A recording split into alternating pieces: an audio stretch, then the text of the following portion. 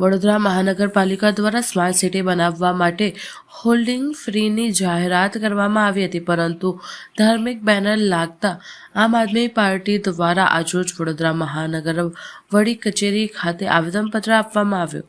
વડોદરા મહાનગરપાલિકાને રાજકીય પાર્ટીઓના હોલ્ડિંગ્સને ન ઉતારવા અને ધાર્મિક બેનરો હટાવવા વિવાદ સર્જાયો હતો. વડોદરા શહેરમાં વાર તહેવાર સામાજિક કાર્યકરો દ્વારા ધાર્મિક બેનરો લગાડવામાં આવે છે અને ગણતરીના કલાકમાં વડોદરા મહાનગરપાલિકા દ્વારા બેનરો દૂર કરવામાં આવે છે.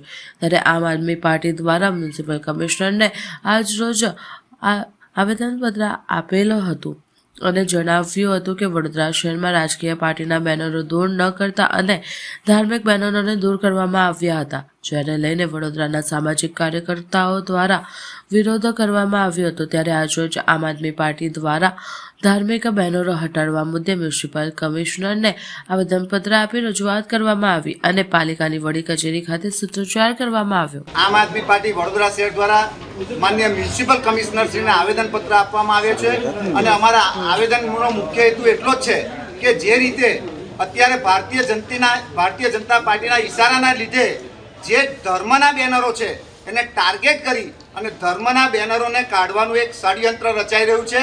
એનાથી કોઈકને બહુ મોટો ફાયદો થાય એડવર્ટાઇઝ એજન્સીને, એવું અમારું સ્પષ્ટપણે માનવું છે. ત્યારે અમારે આ ભારતીય જનતા પાર્ટીને કહેવું છે કે આ ધર્મના નામે જ તમે સત્તા પર આવ્યા છો અને આ ધર્મના લીધે જ તમારું પતન પણ નક્કી થઈ જશે.